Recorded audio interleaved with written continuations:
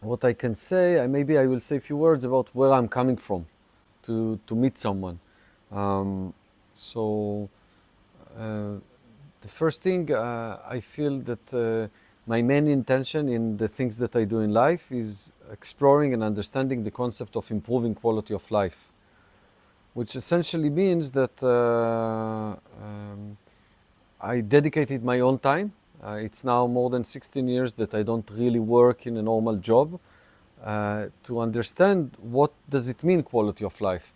I saw a few years ago an article that was shared that the UN they published about where is the countries with the highest quality of life, and number one was Finland.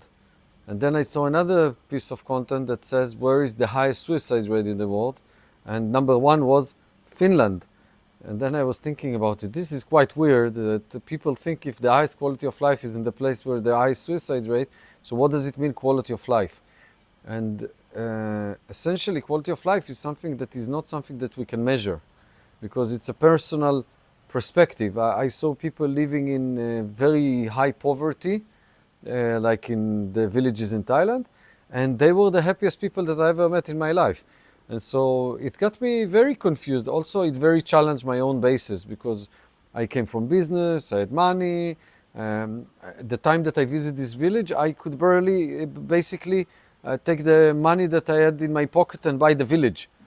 And still, those people were happier than most of the people that I know. So this sent me to this journey. At that point, I couldn't call it quality of life.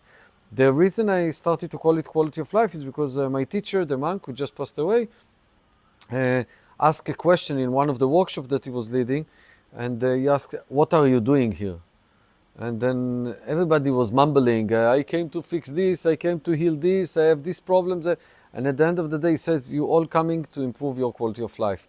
And it suddenly clicked that every given moment, every human being, whatever he is doing, is trying to improve his quality of life. And the second thing that clicked, that many of the things that we do are not actually improving our quality of life. So I'm doing something that my system, my body, my mind believes that is good for me, but not necessarily so good for me. But essentially, it's because I'm trying to improve quality of life. So let's say I have a lot of stress. Let's say drinking alcohol will solve it. And everybody who drinks alcohol will tell you if you have a lot of stress, drink alcohol and it will solve it. Just the issue that maybe the next day you have hangover and then the problems come back. So you didn't really improve your quality of life on the bigger picture, but on the moment to moment, you helped yourself. You drink alcohol and you're feeling better. So then it pushed me into this journey of trying to figure out what is actually means improving quality of life. And so this is where I'm coming from. And the second thing, my my attitude towards all of these things is a study, is a research. So I study about myself, how can I improve my quality of life, and then when I meet someone, I'm trying to be like the best helper for that person to research how he can improve his quality of life. So the basis of all of this means that at every given moment I don't know anything, and we start again. So let's say even if I tell you you have to go and jump 5 times every day, and that will give you a lot of energy, and then you can do better business. And then you jump 5 times every day, and it doesn't help you. Okay, I don't see it as a failure. I see it as like, okay, this modality doesn't work. We look for another modality. Or let's say I tell you to jump 5 times, and you come after 3 days, and you will tell me, I think it's really stupid. I couldn't do it. And so, okay, so understand that this modality does not work for you because you're feeling uncomfortable to do it. So we need to research another modality. But the idea is that it's not like this is how it works and this is what you need to do and now everything is okay.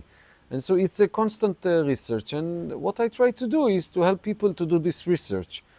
Um, and from the same concept, but another perspective to it is that I feel that if you can do if you can become a good scientist that does like the best research on his life, so whatever problems that will arise in the future of your journey, you will be able to find ways to investigate it, to stay curious, to find solutions for your challenges.